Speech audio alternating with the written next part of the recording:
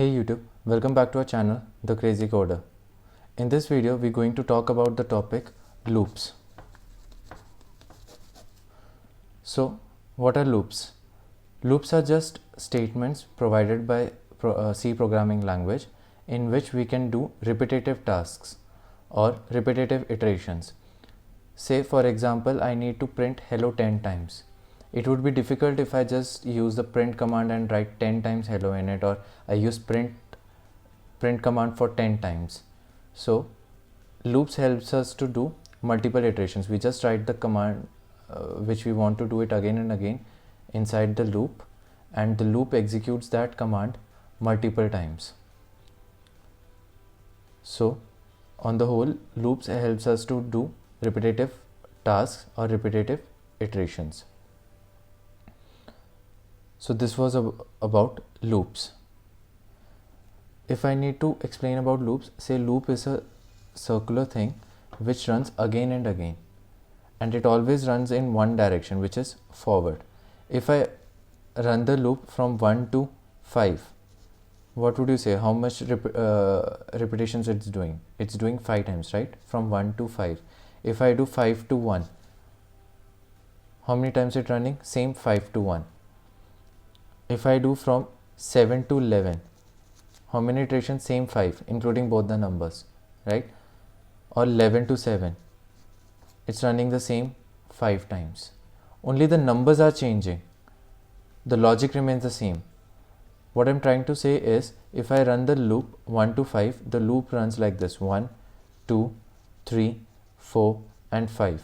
If I run 5 to 1, it also runs in the same direction: 5, 4, 3, 2, 1. The loop always runs in one direction, which is forward. As we have discussed in the earlier videos, we have discussed that coding runs in the forward direction, which is top to bottom, right? So now here also this loops runs in the forward direction. Only our logic is getting in the backward, like only our logics are getting different, but the loop is running in the forward. Our numbers are, say I have 5 dots: 1, 2, 3, 4, and 5. If I want to count them, I can do like this: 1, 2, 3, 4, and 5. I can do the same thing as 5, 4, 3, 2, 1. But I'm going in the forward direction only for counting them. Similarly, the loop also runs in one direction. It doesn't mean that if I use 5 to 1, the loop would run backwards. No. Our logics are getting interchanged, but the loop always runs in the one direction, which is forward. So if you use 1 to 5, the loop would go in the forward direction only, or if you use 5 to 1, the loop also runs in the forward direction. So this was basics how loop executes. Our conditional statements were entry controlled. That means conditional statements like if, else, or switch, the condition is checked before the execution. So they are known as entry control statements. Conditional statements cannot be exit controlled. You cannot execute the statement and then check the condition.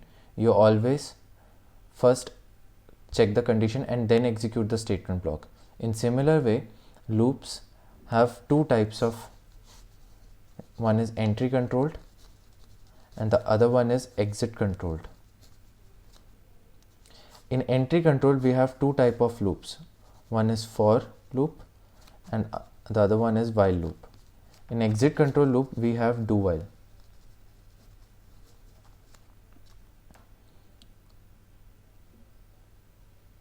In entry control loops, before executing any statement, the conditions are checked before. And in do while loop, which is exit control loop, the statements are executed and then condition is checked. In loops, we can have two categories. One is entry and the other one is exit. But in conditional statements, we have only entry control, because you can't do exit control. Then it won't be a conditional statement anymore. So let's get started with for loop.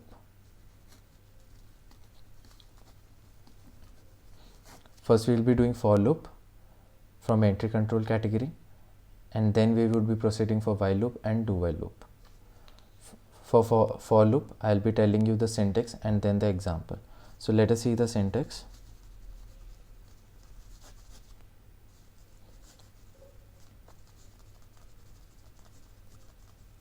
for initialization, condition, iteration.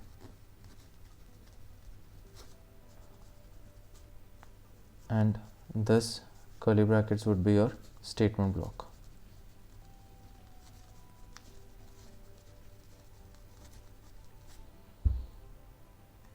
So this is the syntax of writing for loop.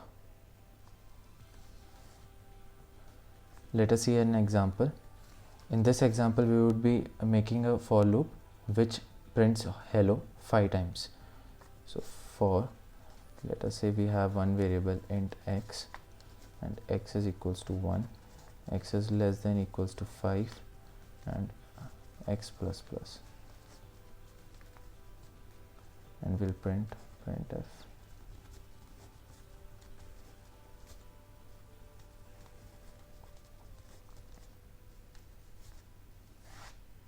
We'll check the output, how it works over here. Say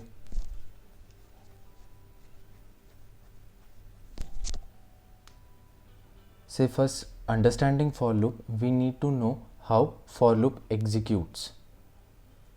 In for loop, first the compiler comes to the initialization part. Initialization is your this part where variable is initialized with some value, with the start value, say 1. After initialization, the for loop automatically goes to the condition part. Now the condition is checked. What is the condition? 1 is less than equals to 5. X value is 1. I'll write it over here in the background. X's value is assigned 1. Now it comes to the condition. What you always have to pronounce it, then only you will know it. So say with the video, it's 1 is less than equals to 5, which is true. When this condition is satisfied or it gets true, it enters into the statement block.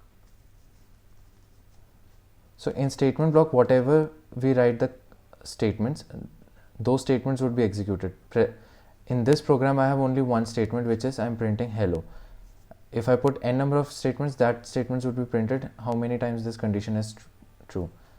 So now the condition is 1 is less than equals to 5, it's true. Now hello would be printed only one time, only one single time. After that, now the statement block is finished. Now it would go to the iteration part.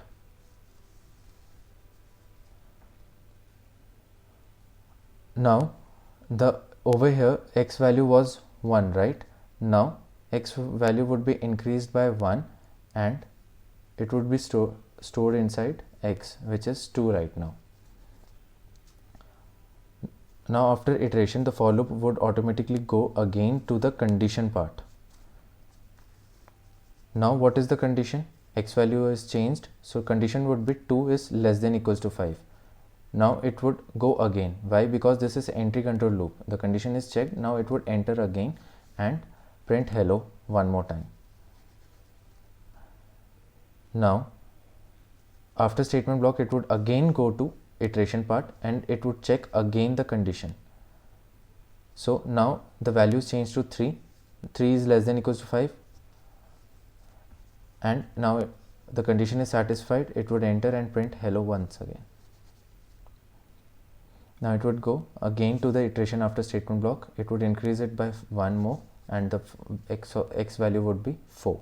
Now it would check the condition again. 4 is less than equals to 5. It would come inside again and print hello. Now it would go back again to x plus plus to the iteration part. Now the value would become 5. Now it would check the condition again. The condition is 5 is equals to 5, which is also true.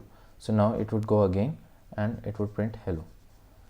Now it would go again to the iteration part, which is 6. Now it would go again to the condition part.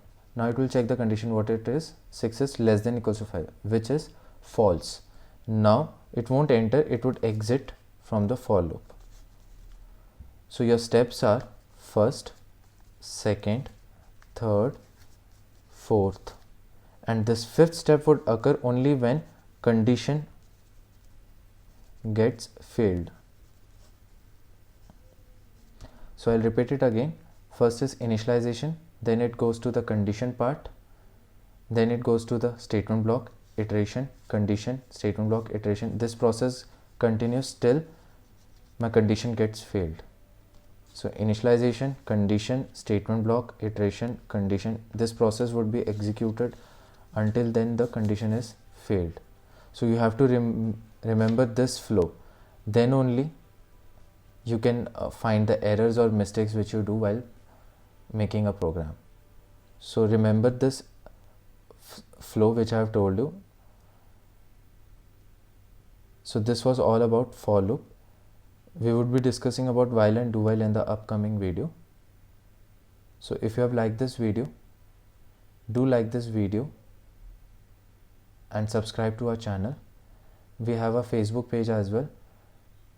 Do like that page and show us your support so that it helps us to make more educational videos for you. Thanks for watching.